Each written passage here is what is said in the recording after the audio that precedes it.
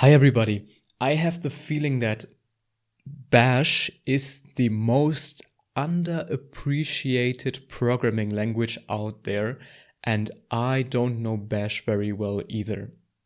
I know the very basics, executing commands, piping stuff into each other, and that's basically it. Maybe chaining invocations of commands, but that's it. In this episode, I want to improve my Bash knowledge and also yours. We probably all need some improved Bash knowledge, and it can never harm. So, before I forget, I want to try to learn Bash without looking up stuff online. So we're going to use the Bash men page. We're also going to use the help page. And if we fail to look up any information that we need, then we can also use bash doc, which can be installed using sudo apt install bash doc. That's a package that some distros support, but let's try to stick to the built-ins, the bash men page and the help page, and then that's it.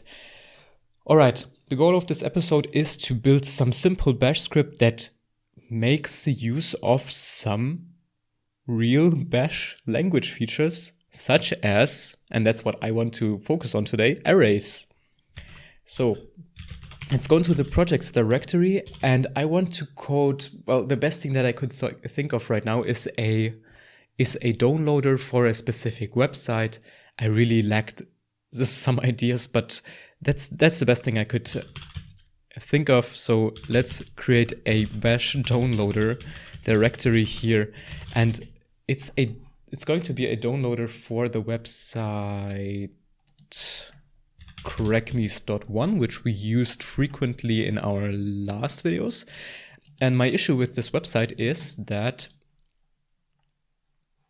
it offers crackmes for download, but you have to download them all individually, and you have to unzip them and provide a password to extract them.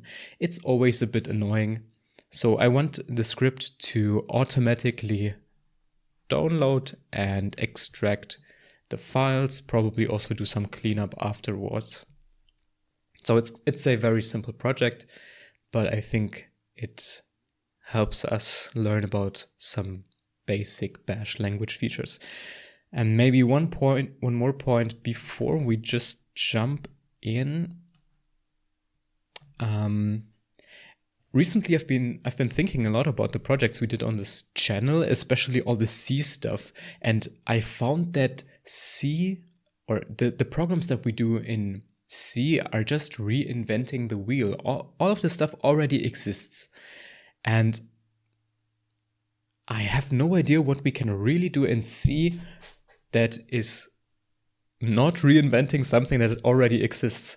And then I thought, well, is there any value in all of that? And I think lots of value in programming is not creating something from scratch again. Of course, there's learning value in that, but lots of business value or professional value, or even value for you at home, is creating your own applications that do exactly what you want. And usually you can just create those applications by tying in and connecting different already existing applications. And that's what Bash is perfect for. Bash is the perfect glue language for a Linux system.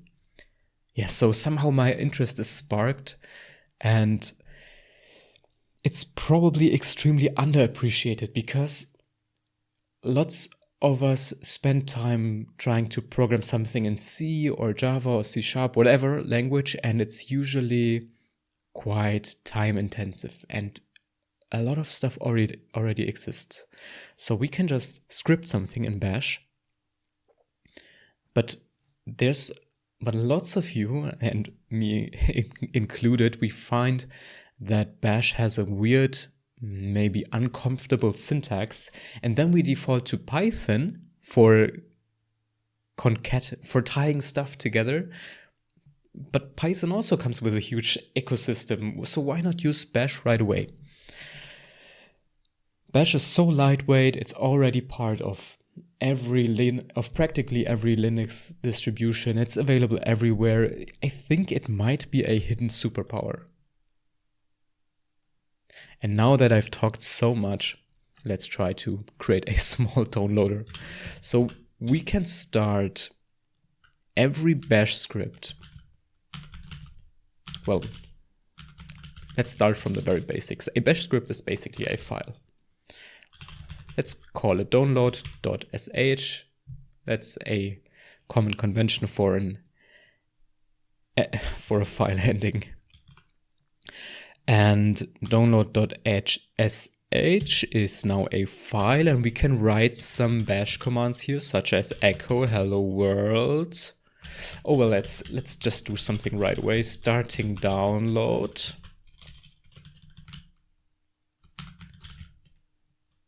And then we can run that file immediately using bash download sh, and it's printing out starting download.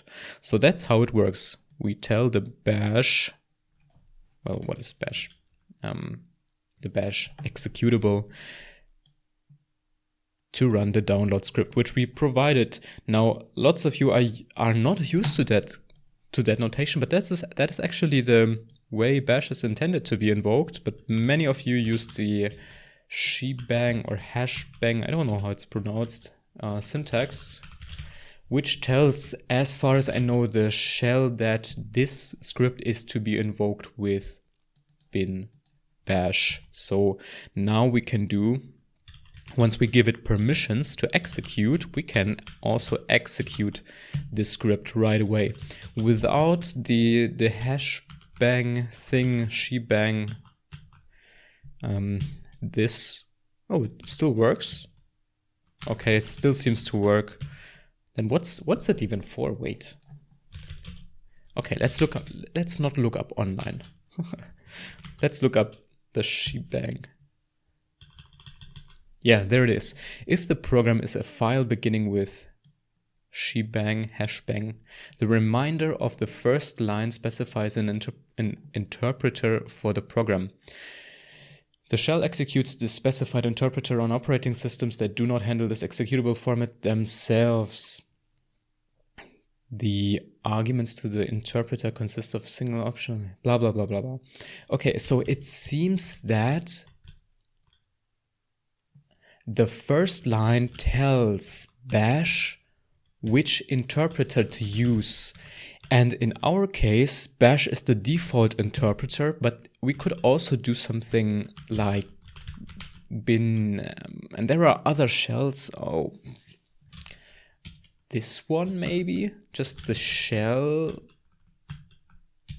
This still works. No, there are other shells which I'm not too familiar with, but then you can tell the shell that you want to use a different shell. I think you can even do something like bin Python. And if we now try to execute it, that doesn't work, because now I think this is executed by Python. What happens if I write vim here? It opens the file in vim. Okay, so that is how that works. So for regular bash scripts, or for any script, we specify that the first line is basically, or the first line tells bash which program to execute the rest of the script in. Good to know. So now we can execute download.sh and it opens vim right away. Okay, but we don't need that line. I want to not add any unnecessary clutter to the file. Oh, well, but it's such a classic. We can also keep it. But somehow I also want to emphasize that this is not necessary in a bash shell.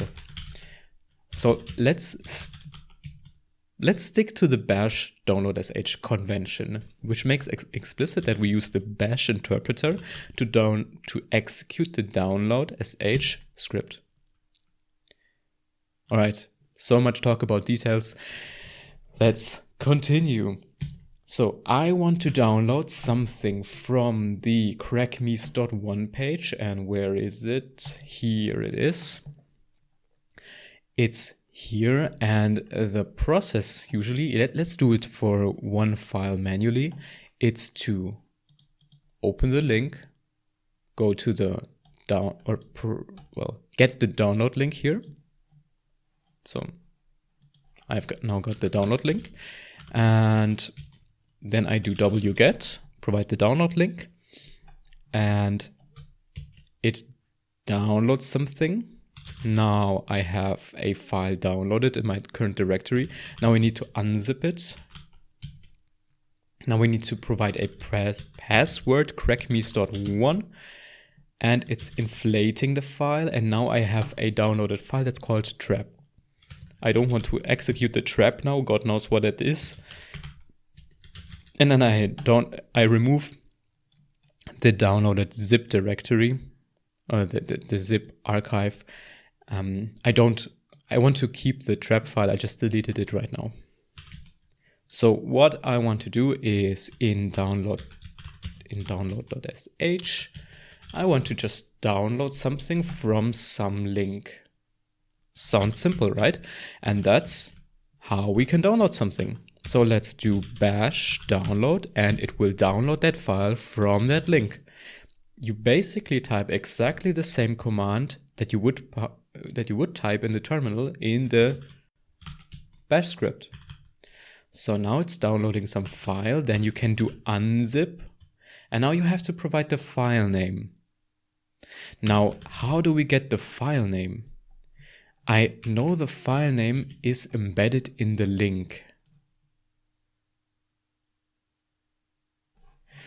Technically, we could do something like a script which takes as input these hash values here, which identify the crackmes, and then it downloads them and unzips them. Or we could somehow use bash to extract this hash and then unzip the file, because the file now has this hash value as a name. Let's not overcomplicate it, and let's try to get as input to the script the hash value instead. And then we can do the following.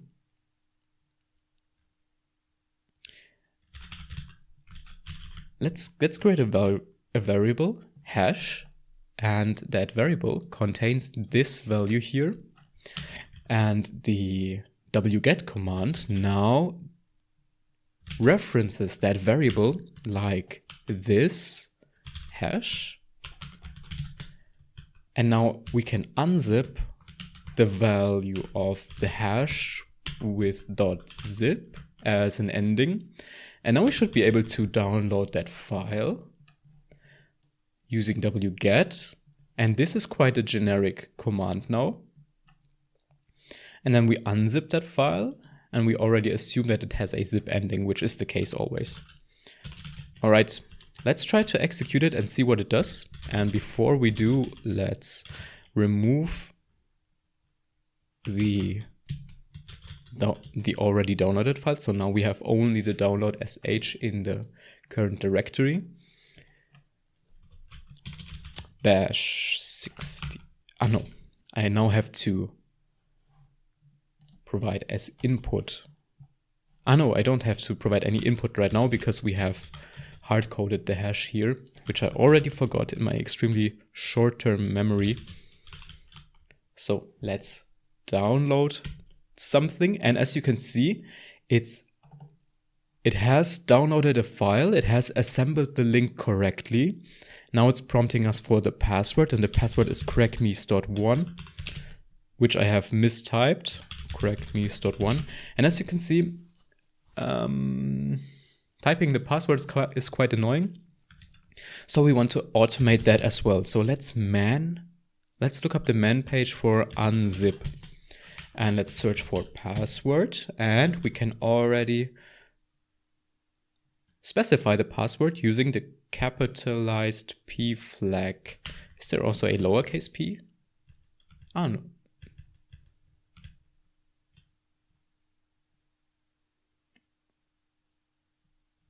I don't know.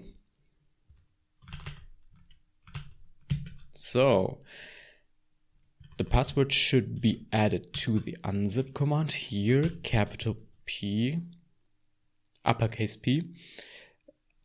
And the password is crackmes.1, and I would suggest to create a variable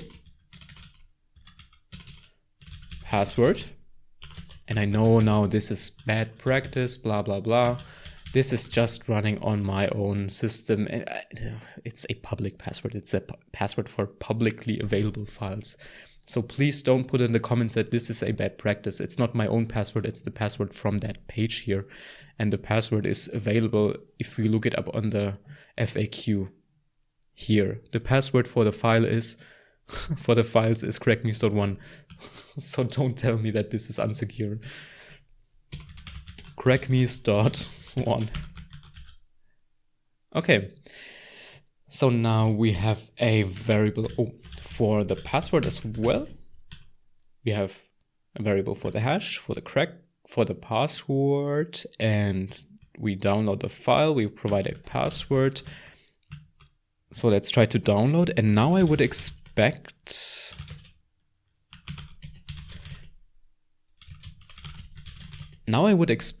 in this empty directory, except for the download script, that we end up with the downloaded files. And I don't have to manually invoke anything. And we have downloaded something, and as you can see, we now have downloaded the zip file and we have automatically extracted it. So nice. We don't have to do all that stuff manually ourselves. I just love it. The next step would be, in my opinion, to clean up that zip file because we don't need it anymore. Vim download sh. So where's that zip file? It's in the current directory, so let's just do remove. And then we provide the value of the hash.zip.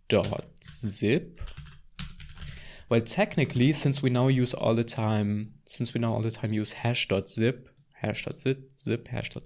we could also create a variable that's called filename, but let's not bloat the variables too much. And that filename variable would have the value of the hash concatenated with .zip. It's not really necessary. It doesn't bring too much value. And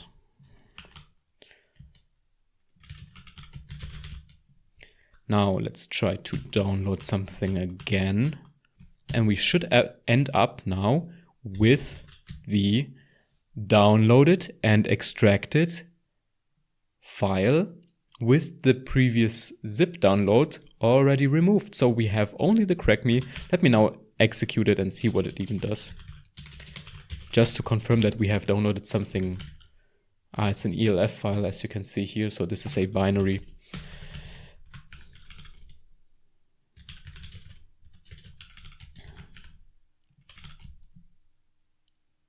Yeah, it's just not compatible with my system. I have probably downloaded some incompatible binary. Yeah, for Android. Well, I'm not working on Android right now, so that's why it's not working. Okay. Now that we have this download script and it downloads a single file, how do we get it to, well, later on download multiple files? And right now, as a first step, how do we get it to download any file?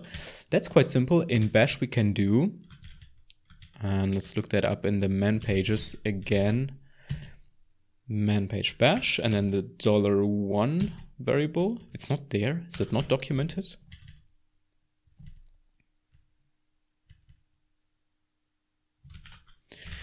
Well, the first argument to a bash script, well, the zeros is the name of the program itself. The first is the name or the value of the first argument that was provided.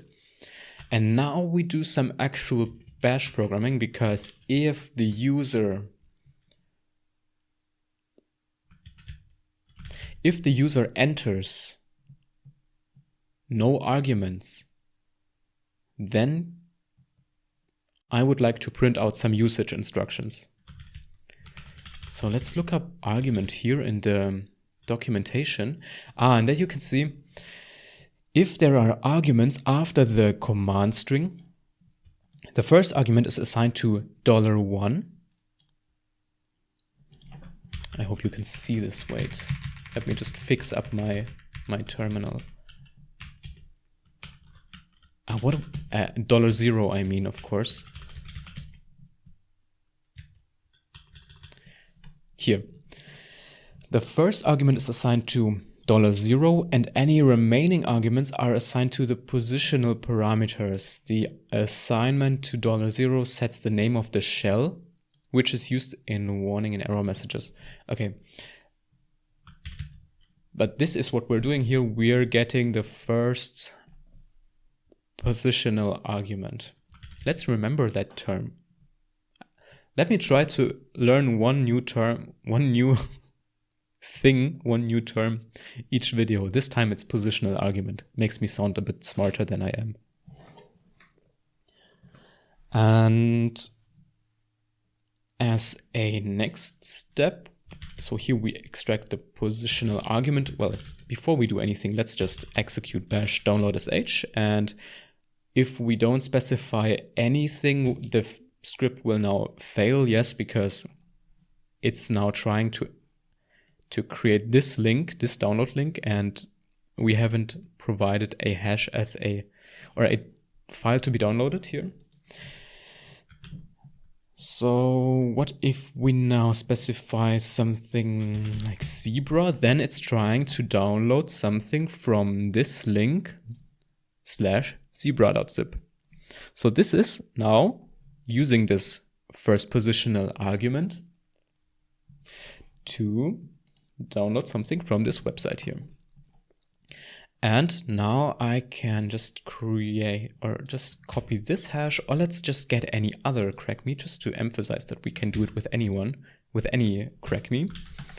So here we can specify that we want to have this crackme downloaded, and let's download it. And as you can see, it's downloaded and we have an executable, a.executable for Windows. So that works. We now have a working bash program for a single crackme. I just find that we should have some usage printout if the user supplies no argument, no positional argument. Because I don't want it to fail just silently with no such file or directory, zip not found. That's not nice, because this will always fail and never work. So we should protect the user from that. And there is also a special variable that contains the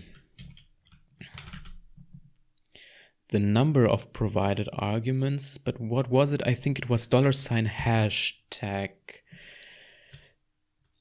Yes, there it is. Is there a specific section for it? No. Okay.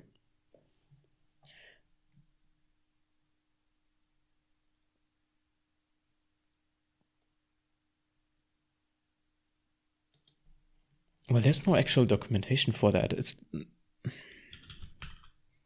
What if I search for just the hashtag?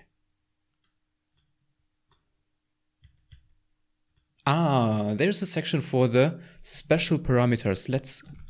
Let me just note down this keyword here. Vim man page searches, and one nice thing to look up is the special parameters, which we are going to need. And we need this hashtag special parameter. Maybe that's also something I should try to remember, special parameter. And the hashtag expands to the number of positional parameters in decimal. So this contains the number of positional parameters. And if the number of positional parameters is smaller than less not less than. Is there a I need to look that up as well.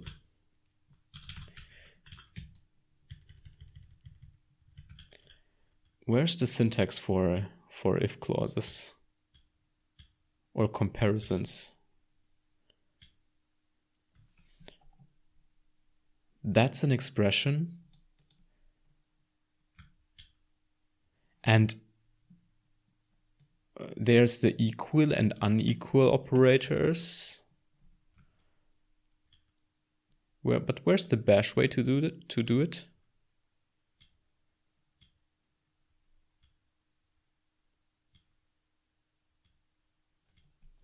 Maybe I should look up the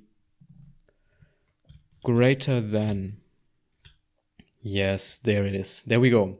Okay, so there's a section also on, what is that section? Conditional expressions. Conditional expressions. And it contains something on greater than or greater equal. So if the number of arguments is equal to 0, then we print some usage. Echo usage, and the usage is name of the program currently running. And then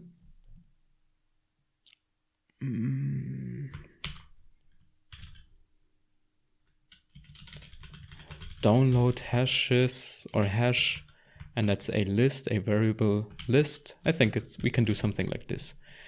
And then to close the if clause, we do fi. And I think we have to also do this. Yeah, if then. That's just the syntax for if in bash. So let's save that and execute the download script. And it didn't do what I want. And that's because I echo the usage right here, but I don't exit the program if we don't have a sufficient positional argument count. So let's try again. And if we execute it without positional arguments now, we get a usage printout, but we also get the starting download, which is not really desired. So let's move that down here. And let's also move the constants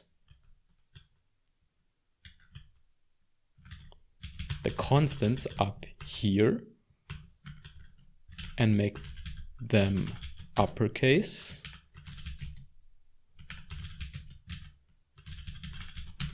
Like this. And now we get this usage printed out. Super nice. Now, the next thing to do would be to maybe also extract the URL into some constant, but then I wouldn't know how to enter the hash which is provided externally into this position here. We can probably do something like a base URL constant, and that is this. And then we concatenate that base URL with a file or zip file ending constant, but that's quite long. No, that doesn't require a constant. And now we can do something like wget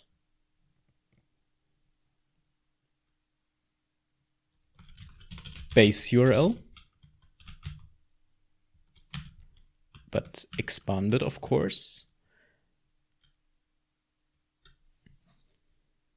And now I have to concatenate that with the with the hash that was provided and .zip. Oof. I don't know if concatenation works like this in Bash, if we can just write the variables after each other, but I hope, and let's see. Let me just give this some hash, and it's really trying to download it from the crackmuse.1 website. So that seems to work. And now comes the magic part, the part that I was actually trying to do in this video. I want to now loop over multiple provided download hashes and download all of the files. Right now we are just accepting a single hash and the second one is not accepted. So let's execute the download script with first and second, and you'll see that it just tries to download the first zip file, but not the second one. So to do that, we have to first remove the notion that hash is just the first positional argument. And then we have to, what do we do? We have to loop over all the positional arguments except this one. Well, this is not a positional argument. This is just what is it? I have to look it up in the man page as well. Again, special parameters.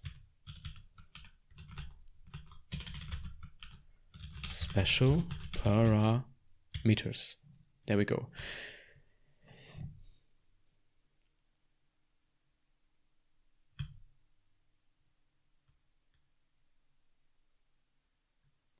Okay, there seems to be a variable asterisk which expands to the positional parameter starting from 1. That means that we'll probably exclude this shell or program name variable here. So if let's try to do something like echo, and then let's print all of that. Positional arguments to see what's actually going on under the hood. Positional arguments is first and second. Whoa, that's perfect. That's exactly what we need. So this expands to all positional arguments. Can we loop over that?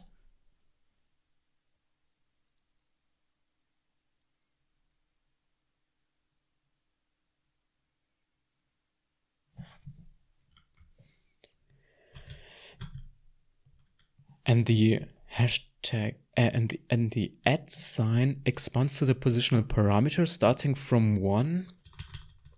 Well, what's the difference between the @ and the asterisk? Expands to the positional parameter starting from 1. Expands to the positional parameter starting from 1. For the asterisk, when the expansion is not written in double quotes, each positional parameter expands to a separate word.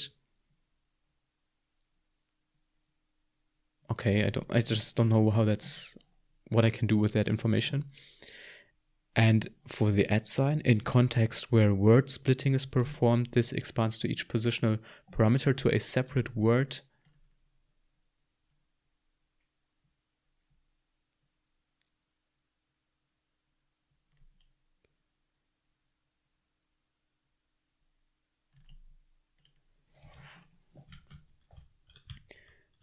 Oops. I think it's time to just look up how to loop over something.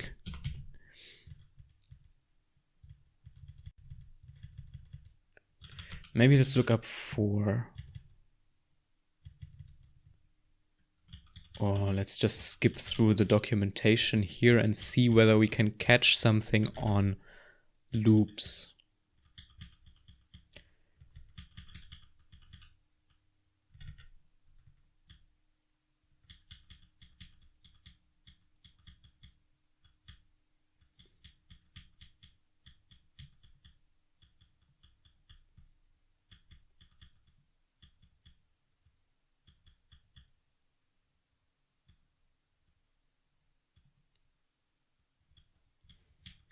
There's a lot of information, but I can't use any of it. Where's the loop? I want to say section on loops now. Oh god, that's a lot of stuff here. Maybe if I look up for loop, no, for loop, loop.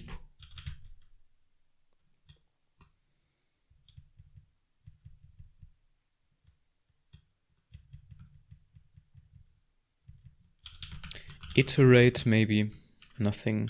While. Oh, there's something on while. And there's a for loop, I think. For expressions, do, list, done. For every name in something, do something. What section is that? Compound commands, probably.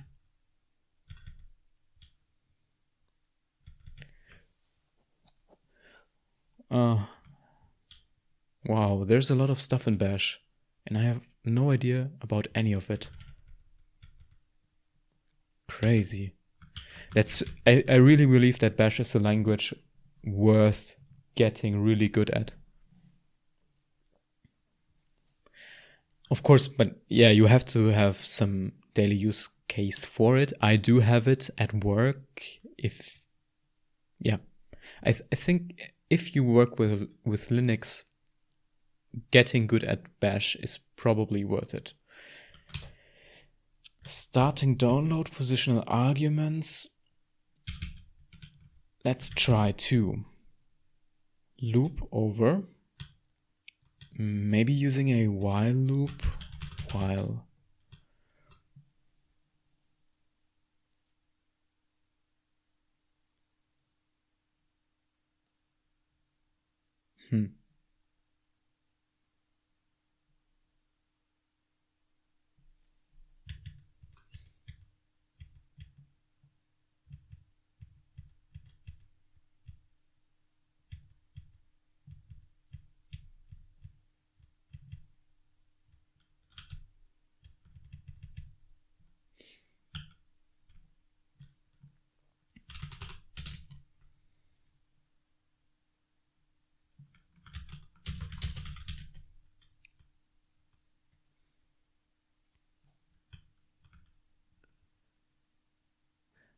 Maybe this...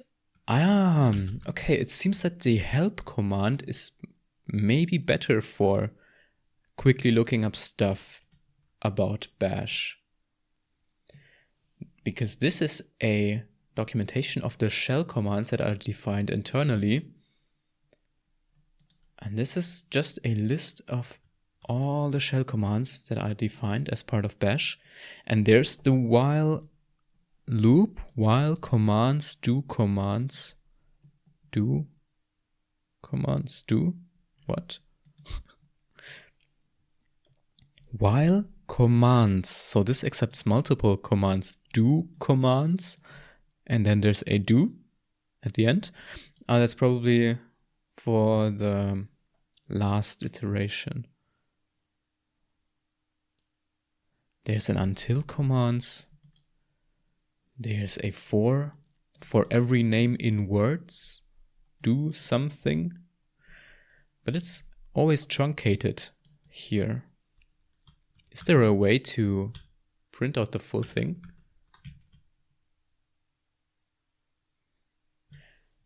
Type help name to find out more about the function name. Okay. So now we can do help for. Oh, that's perfect. The for loop executes a sequence of commands for each member in a list of items. If in words is not present, then if in words is not present. What is in words? It's this section here. So the syntax is for every whatever variable name in words, do commands, done. If in words is not present, then in $@ is assumed. Aha, and that's the list of arguments.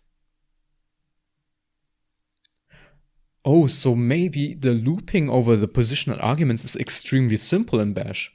So the standardized way is to do for every variable in words, do something, done. But it says that if we omit the in words, then we can just say for every variable, for every positional argument, do something, done. Let's try that.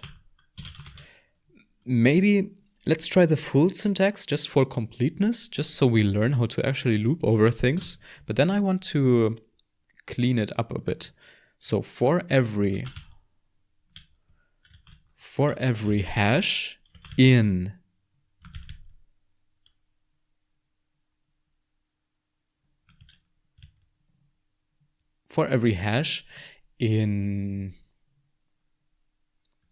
the positional arguments, and that was that.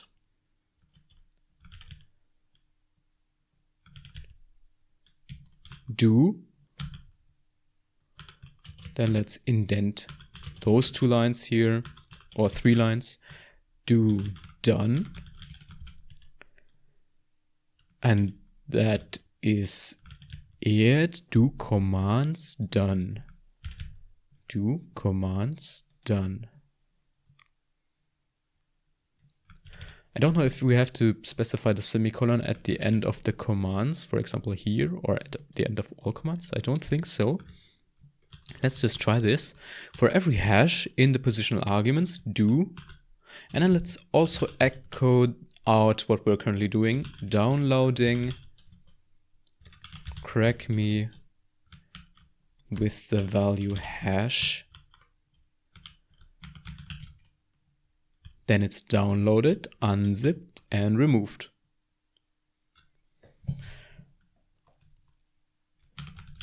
Okay, so let's try. Starting download, first, second, and that didn't do anything.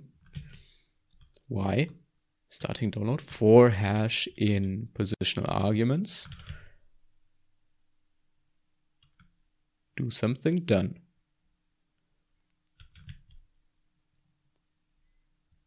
Do I have to write the do here? Does it make a difference? No. It seems to be correct. Do I have to concatenate? No. Well,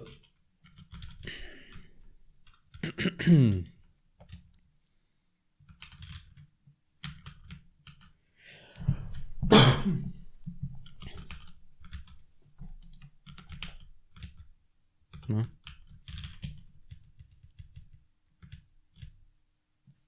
For every hash in the positional oh god, what the hell am I doing? I need, of course, to write the $ hash and not $@ yeah, and not #@. I think that should work. Yeah, so now it has tried to do something. Let's try again. It's quite verbose, but it tried to download the crack me first, and then it tried to download the crack me second.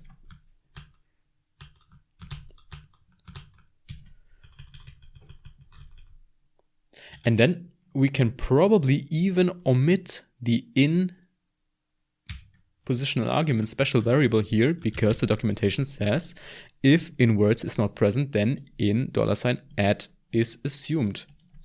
So we can probably just do this for every hash, do this. And it seems to be working. Perfect. Now I would like to silence the wget. We can do that using the redirection commands, but No, it's fine for this episode. Let's not silence stuff. Let's not confuse our task. I just want to automate everything. So for every hash provided, we download something. It's so simple. And let's remove the start downloading echo.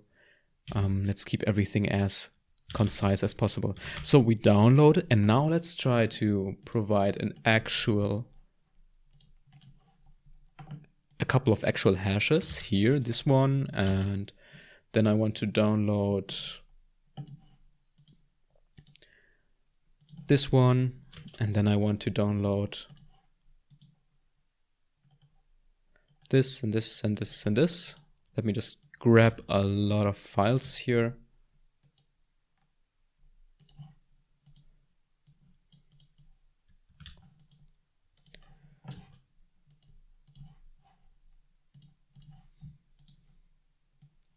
And this, okay. And let's try to download them.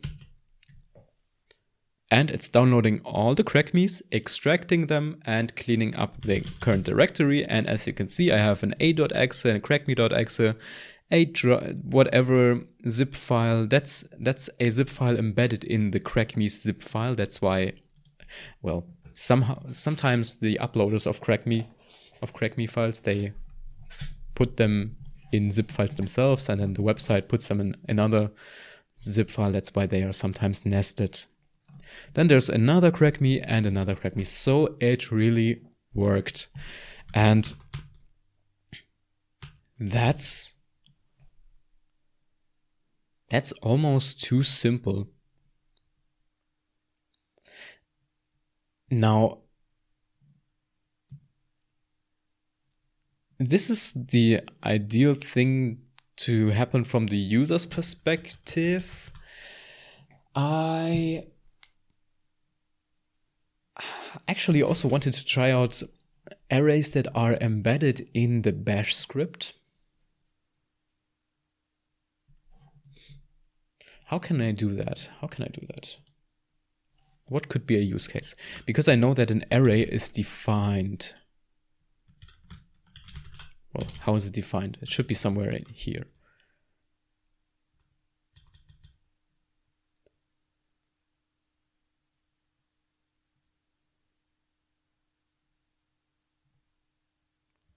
No, possibly not.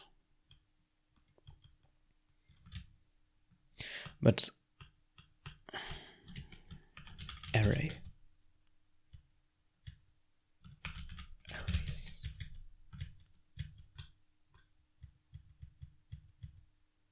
Yeah, bash provides one-dimensional indexed and associative array variables. Any variable may be used as an indexed array. The declare built-in will explicitly declare an array. Blah, blah, blah, blah, blah. But yeah, an array is a variable name, equals sign, and then parenthesis, which contains a couple of values, where each value may be of the form subscript equals string. Don't know what that is. I think this might be for associative arrays. Not necessary right now, but a simple array could be. Oh no, this is for key values here. Key value, key value.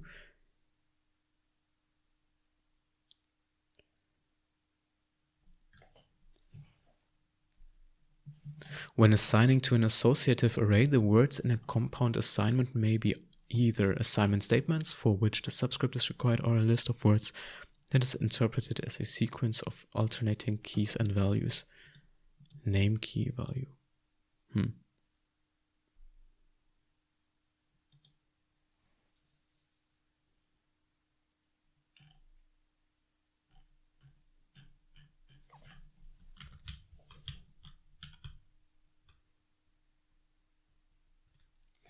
It is possible to obtain keys, and then there's some syntax for accessing array elements here. Fine. What can we do? What is something that we can do, that we can reasonably do in this in this episode, still on creating an array.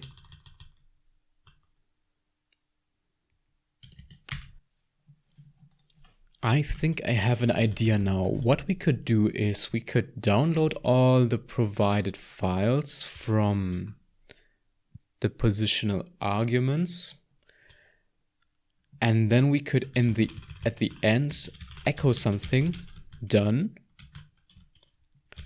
download it, and extracted the following crackmes, followed by a loop over the downloaded file names. It's just super simple. I know, guys, all of you probably have way better ideas what to do with Bash. I'm just trying to practice something. Please put it in the comments if you have better ideas. That would be super helpful. So here we are looping over all the positional arguments, and here we are finishing that up. We're downloading files, and we can construct a file name here. The file name is the hash and the zip ending. Then we can replace the wget command with the file name here. And same thing here, file name. So now we create a file name variable that is downloaded from the base URL and unzipped. And then we remove the downloaded file name. That makes the code a bit cleaner. Oops. However, I now want to store all the downloaded file names. I know it's super superfluous because I could now derive all the file names already from the positional arguments. But still,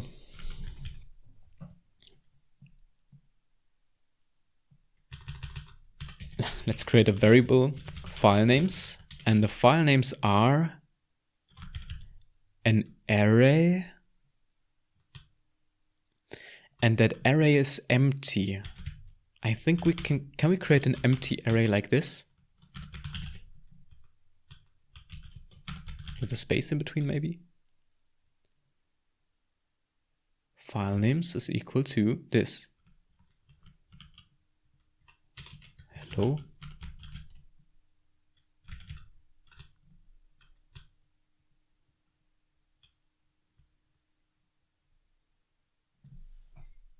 I'm a bit confused because here this looks like we can just create a name equals parentheses and then value, and that's an array.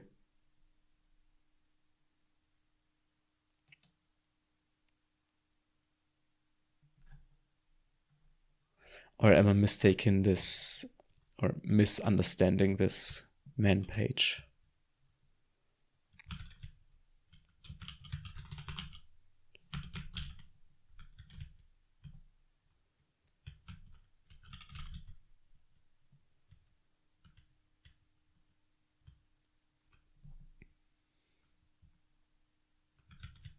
I think that's an array.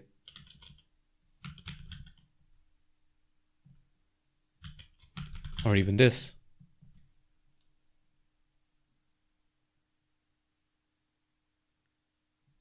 Huh?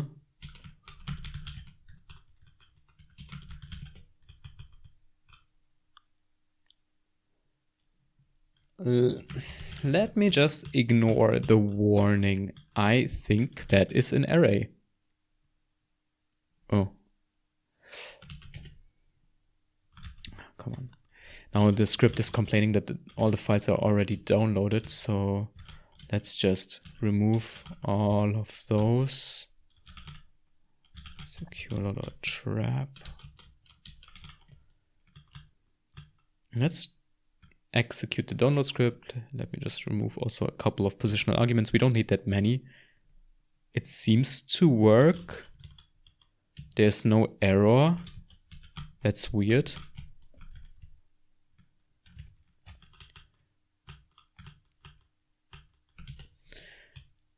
So the file names I don't get why it's complaining about the syntax error parenthesis unexpected.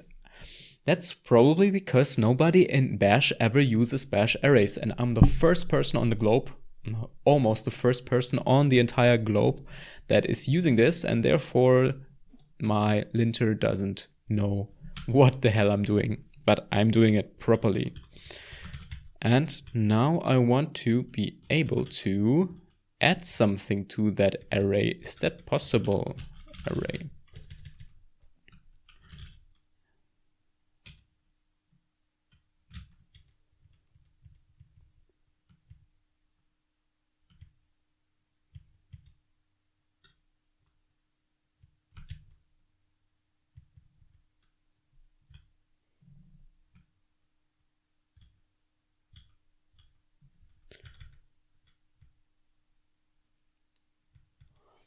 There's really a lot of stuff going on here in Bash. It's way too much. What the hell is all of that? I think I need to become an expert in Bash now that I see all of that.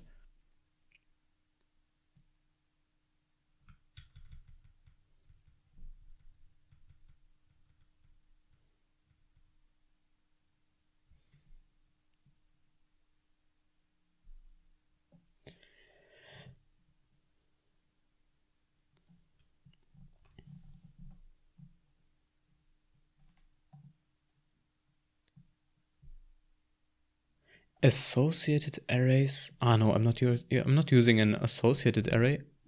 Associative array. I'm using an indexed array. It's created automatically if any variable is assigned to using the syntax name something equals value.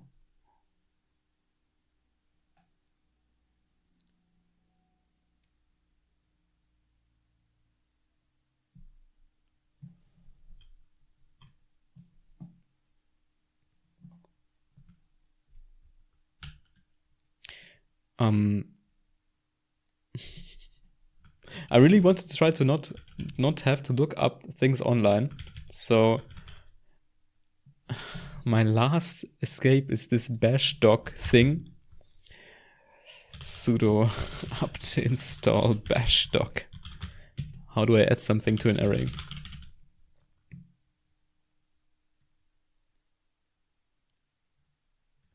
Bash doc. Now, how do I open it? There's probably help bash. No.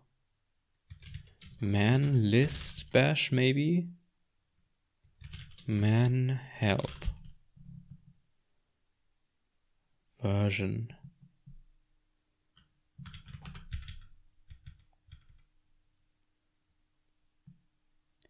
What is bash? That's just one man page. No idea. I also don't know if I just replaced my man page, but I don't think so.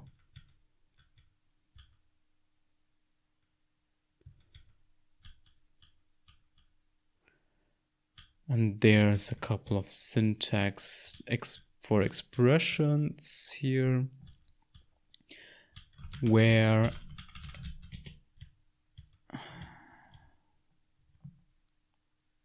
okay, let's not waste so much time.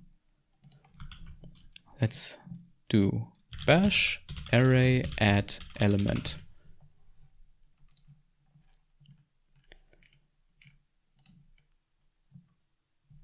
And it's just this. And obviously this syntax here with just empty parentheses seems to work. It's coming from the bash reference manual. And maybe it's just a new feature, I don't know.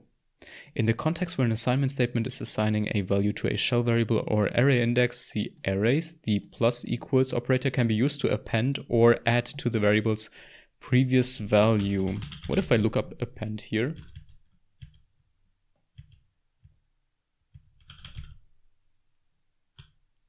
Ah, there it is. It's in the man page. That exact sentence is in the man page. It's just that the man page is not as easily searchable as Google. So let's add the file name to file names. File names. Is that it? I have to put it in parentheses, but that is not specified in the man page, is it?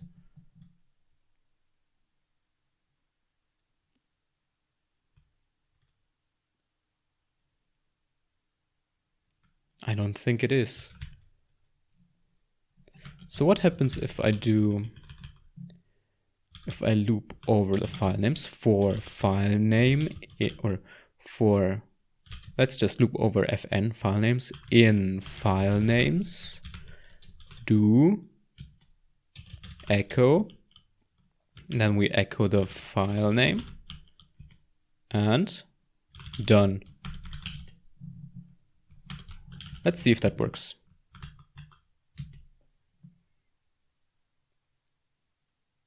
We downloaded and extracted the following crackmes file names. So it didn't work.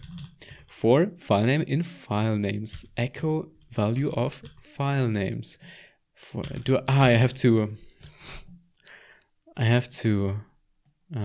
pass the value of that variable here, probably.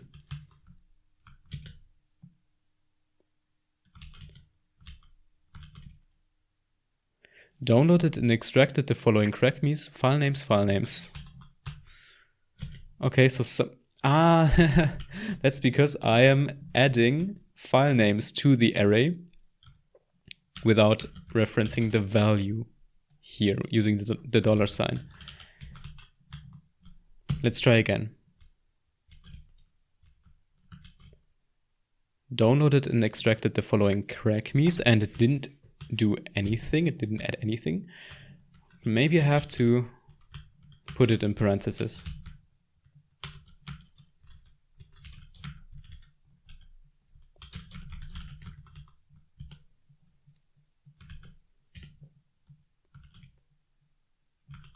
No, doesn't seem to work. Why? What if maybe I have to...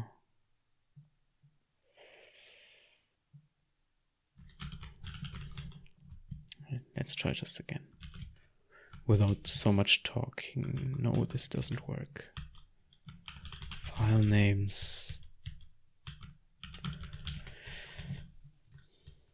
So file names is an empty array. We add file name. Oh God. We add file name to file names, obviously. Yeah, so before that change, we were adding empty arrays to the empty array, and that's why we ended up with no printouts. Let's try to download again. Add all. And as you can see now, we downloaded and extracted the following crackmes, and we have listed at least one file name, which is already something. It's just not all of them. Why? Downloaded and extracted the following crackmes for file name in file names. And I remember looking up the help for the for loop. Oh, here we just specify for something in something, do commands done.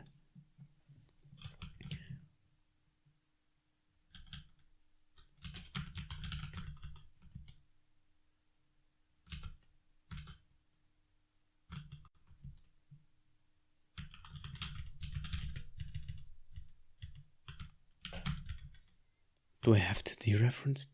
It's not the dereference, but do I have to? No, this is a variable declaration. Therefore, there has to be no dollar sign. And then we echo the file name.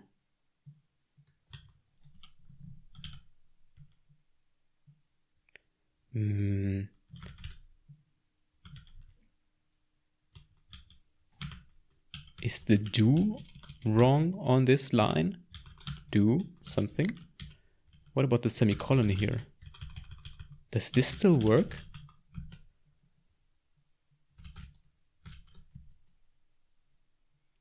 I download it and extract it.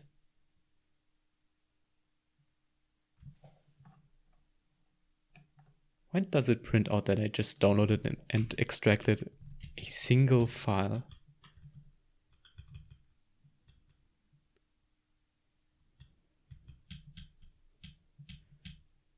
The file name is hash.zip.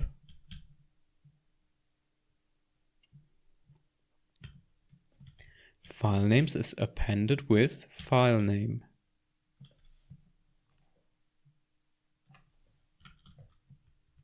What if I just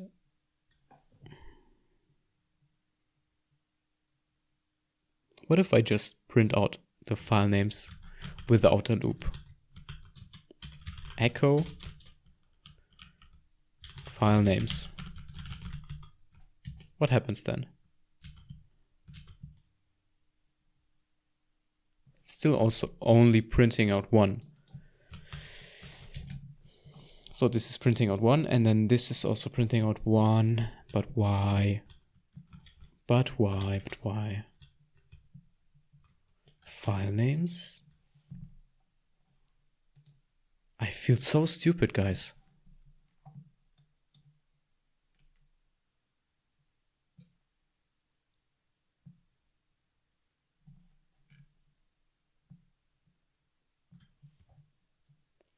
Is it possible that this is not working in my specific bash version?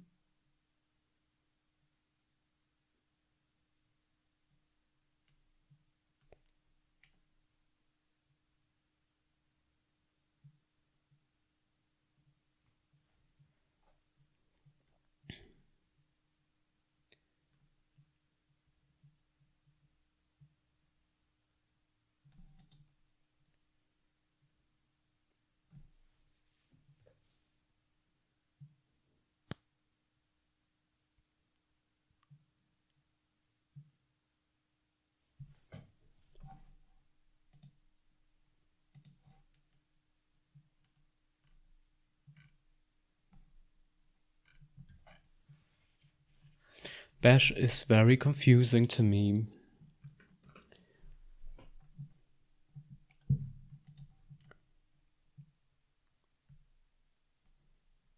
Here someone is adding something to the arguments, but it's also just getting a single thing printed out. Maybe it's a similar issue.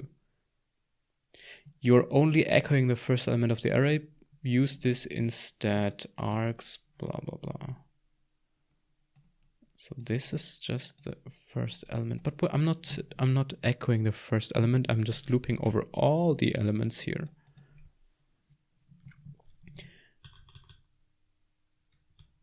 This seems to be echoing the first element. What if I do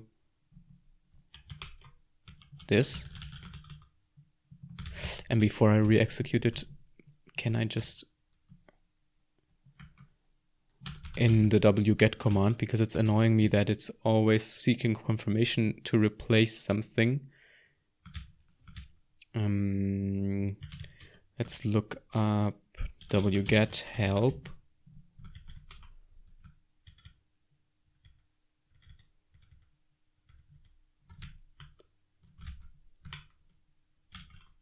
Replace.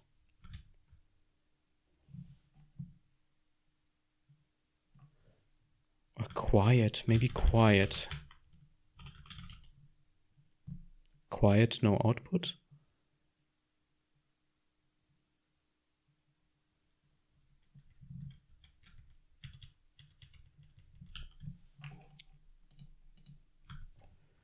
Wget, don't, well, always overwrite.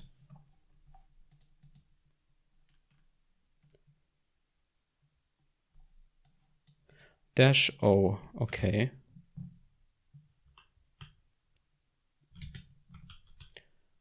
So let's add -o to wget so it doesn't ask for all of that. of those confirmations.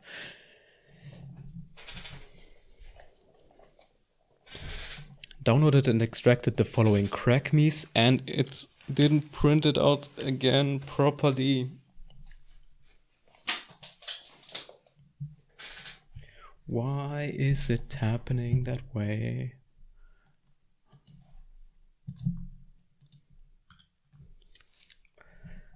That's ridiculous, but I know I'm completely messing it up.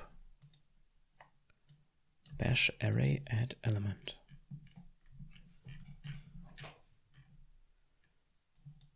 And this means that I'm also wrongly echoing that file name here. I know why. I have to reference the value of the variable. And wait.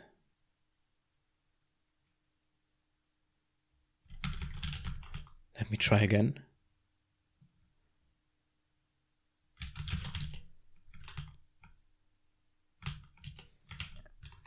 What if we put this in curly braces?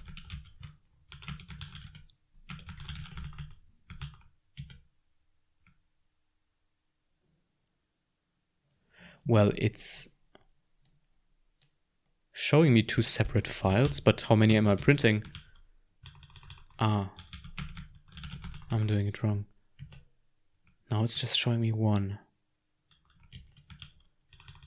In file names, I want to reference all the file names. But why is it not working if I do file names like this?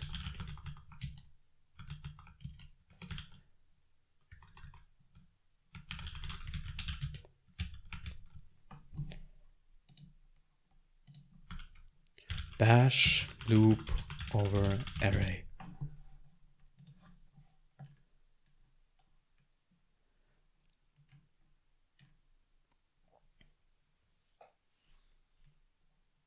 Loop through the array requires me to call for every element I in this.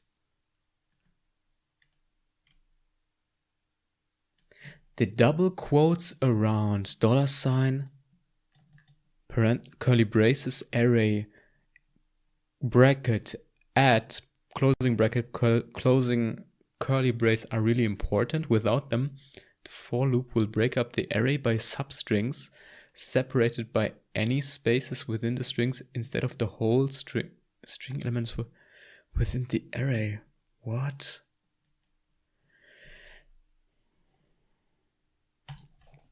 Okay, what if I do A, B, C, D, E, F, G here? And that's working. Okay, so the for loop itself is working. It's just the way we access the file names variable. So I have to do $this file names add thing. And that's supposed to work. Yes, that's working.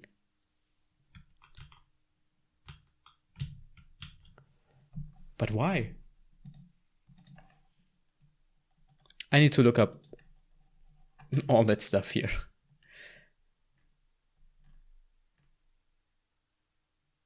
And we can even, just to make this more interesting, we can time the download. Let's time the download using time wget. Let me just show you what that does. Time wget returns the time for a specific download. Let's download that website here. Oops. Time wget this website, and it prints out the time here. I just want one of those values. I want the real value. Man time. Real.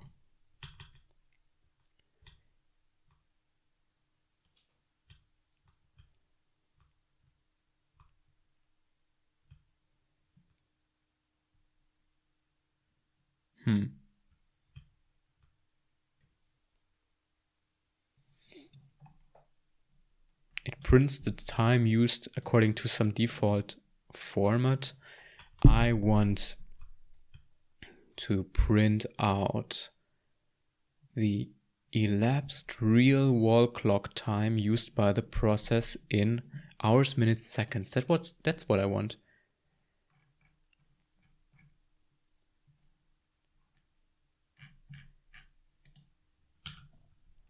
So what if I do time wget time wget? No. Well, how am I supposed to call that?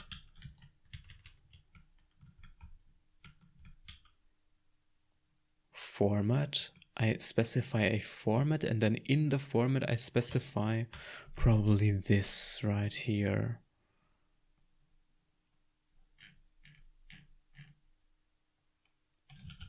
Okay, let's try that. Time e. Let's time the sleep1 command. Yeah, it took roughly 1 second. If I time with a format e, still prints the same thing. Format command is not found. Okay, but what did man time say here? Format. I can specify a format. Format equals format is the syntax for it. Format equals e. Command not found. Great. Okay, let's look it up online. It's all available online anyways. Linux time, real time only. And we need to specify the time format variable. Oh, it's an environment variable. But why can't I? I can also provide an argument here.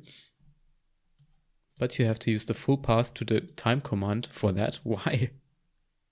Without the path, it will use the time command of the shell, which just treats all arguments as the command.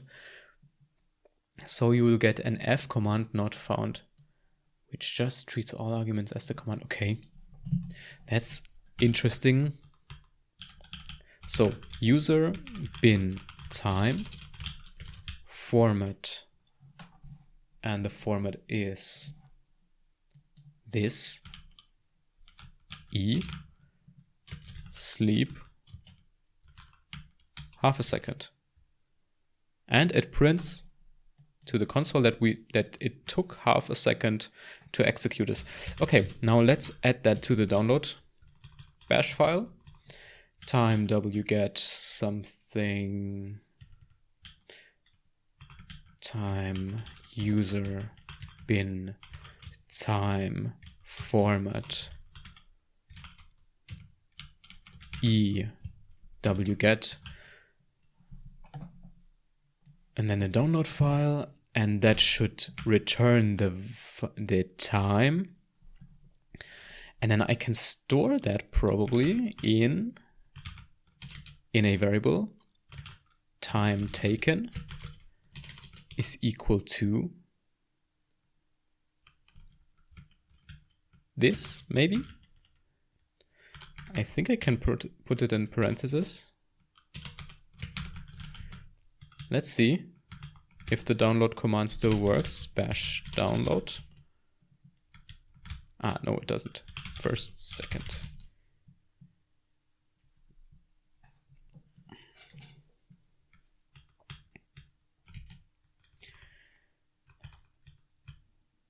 And then we can create another array. We can also do an associative array, but I think that's too much for this episode. Times, let's create it. Download times, and that contains the download times for all the files. So we can add that time taken to the download times plus equals time taken, and then at the end of the script we print out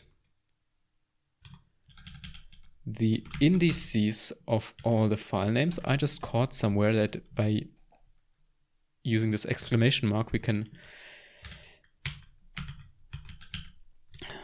add, or we can loop over the indices instead.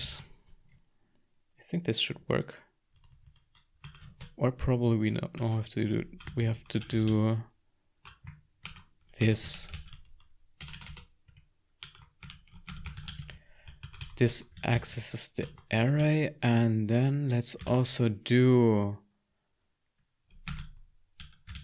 file names, of course, and then here let's add, oops, time taken, and time taken is download times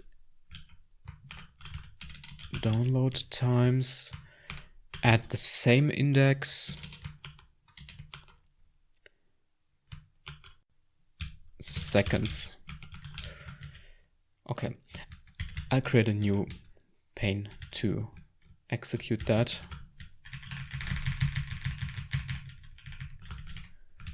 Okay, let's go into the projects directory, download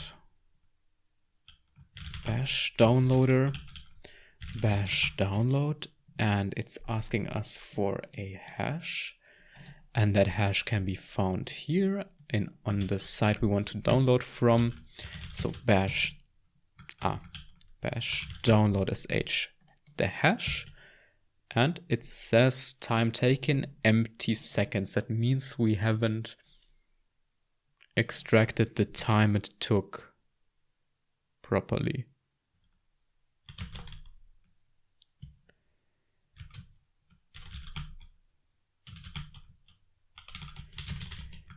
But also I'm wondering why now the download is broken, because if I execute this, it seems to not find anything. It's not trying to download it, but it's not downloading it from the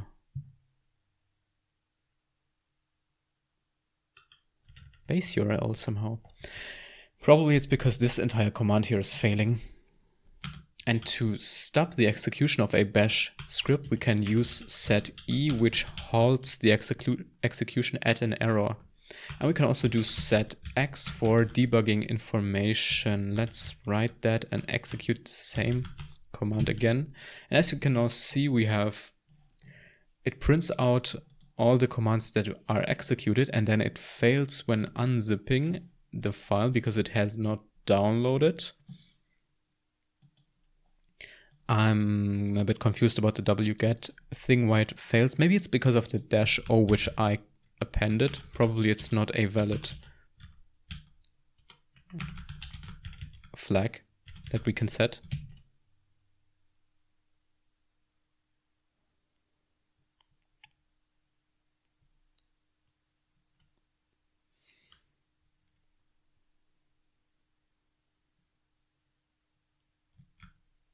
That doesn't seem to work still. So the time taken seems to not work. The timing of that command, of the wget command. Why?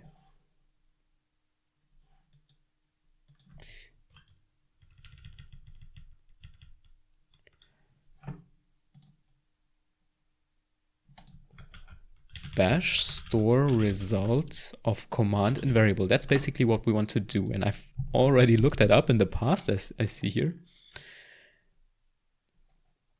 And I have to put that in quotes.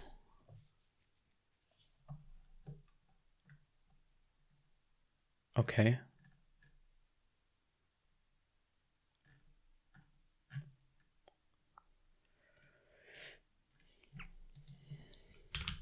So let's try to see what happens if I put that in quotes and then I do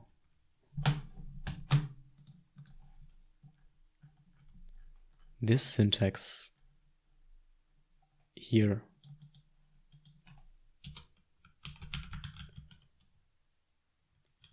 With the parenthesis.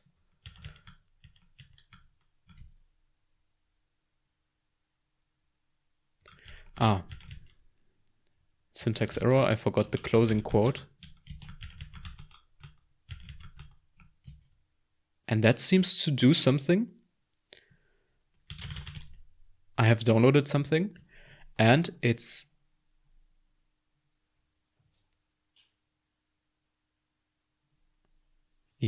it's just not assigning this value here for the time taken.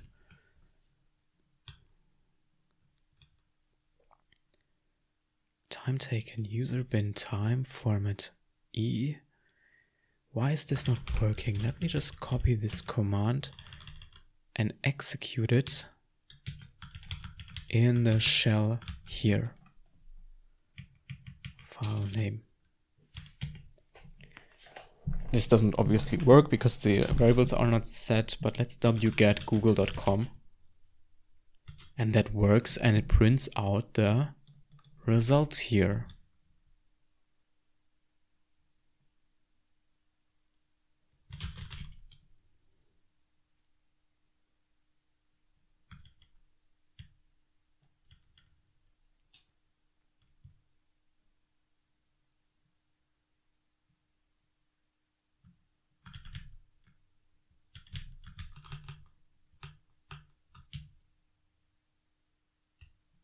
What's the issue?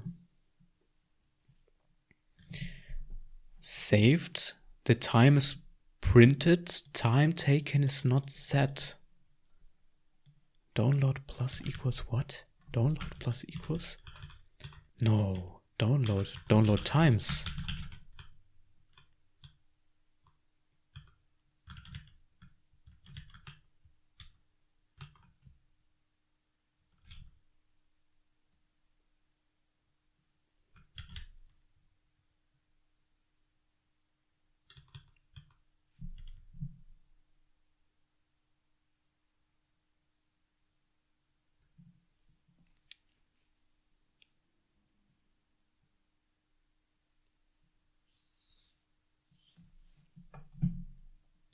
I just want the time taken to be stored in a time taken variable.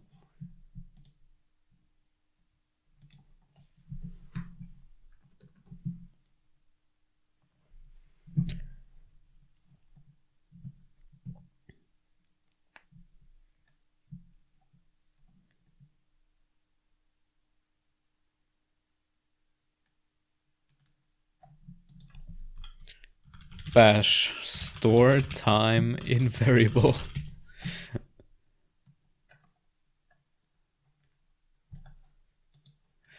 So someone's trying to do exactly the same thing as me here. Yeah, almost. And it doesn't seem to work. Why? You don't need a subshell just for time. What? Time, and then we execute something here. Captures the output of command and time. Captures the time only. Oh god, we have to deal with standard out and standard in. Standard out and standard error. Saved timing, make temp, echo elapsed.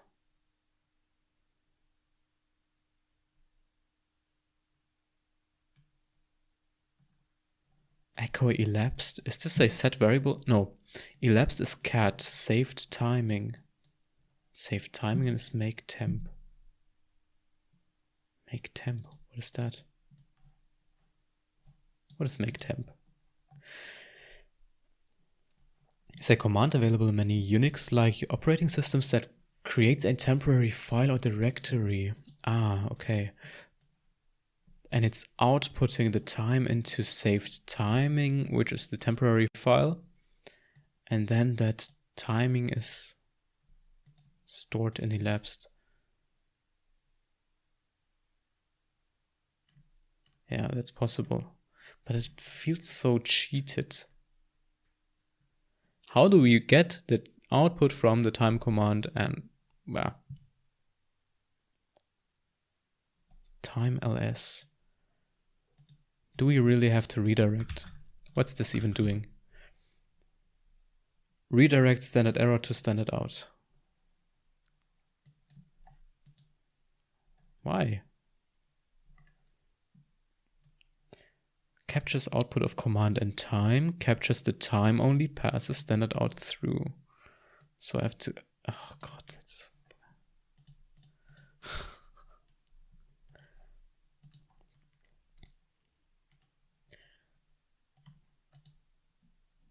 How can I redirect the output of time to a variable or file? There's a couple of things here.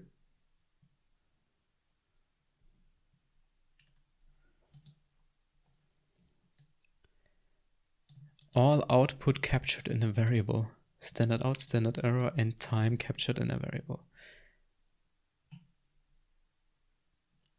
The issue is just that we're mixing up the outputs from wget command and from the time. What if I just do wget and quiet it?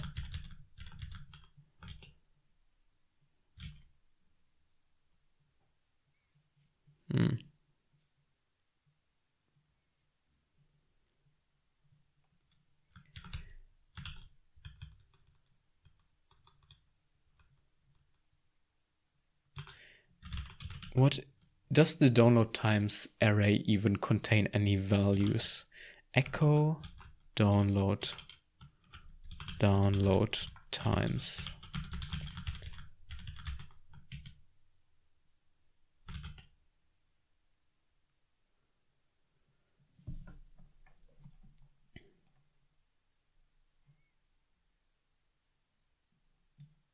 No, it's empty. It's this statement right here.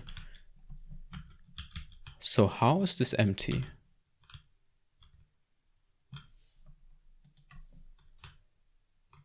Time taken contains the... maybe I have to remove the quotes. Do I have to remove the quotes? I don't know.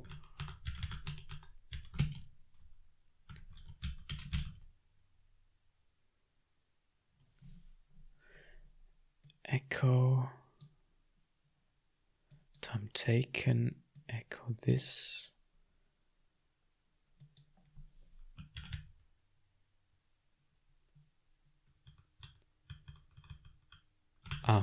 Echo download times.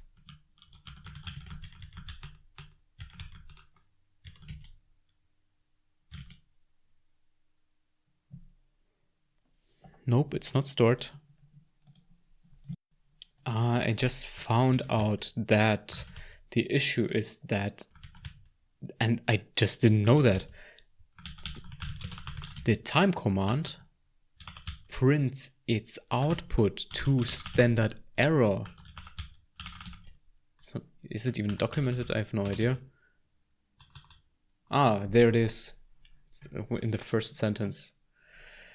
Run the program command with any given arguments, blah, blah, blah, blah. When command finishes, time displays information about resources used by command on the standard error output. And that's why in Bash the assignment from to time taken doesn't work, because this accepts only, or this will assign only the values in standard out. Therefore, we have to do, let me just look that up on the side. We have to redirect from standard error to standard out using to redirect that to 1. Just like this, I think. I'm not entirely sure, but let's just try to execute it and see if we get any values here. And yes, we do get values. So now I would say let's also remove those debug flags up here because we don't need them. I think the script is now fine. If we now execute it with a couple of files to be downloaded, such as this one and this one, I will just put 3 files here for testing, and then this one. So those are 3 different files. Now if we do download sh. It's downloading all of them, it's inflating all of them, and in the end, the last printout, and that's the cool thing that we achieved today, is it's listing the files downloaded and the time it took to download them. So that's something new that I didn't know how to do in Bash before. There were many difficulties I faced because I just have no idea of all of that specific Bash syntax here. But we learned quite a bit. We learned looping over positional arguments, which requires very little syntax and is very convenient. Then we learned looping over arrays according to the complete syntax. And if we add the exclamation mark, then we can loop over the array indices and access the indices. We can access arrays at that index for multiple arrays here, which we made use of. Anyways, this is our Bash script, and I think Bash, the key thing that we learned today is that Bash is a huge rabbit hole, and I think we should dive deeper. I mean, in this video, we just started from scratch knowing nothing, but I think it's worth it to look into Bash and try to learn things properly. What do you think? Any improvements, please put them in the comments. I know there are 1,000 things to improve in this code and in this video in general. But still, please give me some inspirations and tips about Bash, and any of your inputs are greatly appreciated. I'm still very pleased with the results that we achieved in this video. We created this small little downloader which downloads an arbitrary number of files from the crackmes.1 website, and it downloads them just like this and prints the file to the terminal. That's it. If you enjoyed it, then stick around and see you next time. Bye.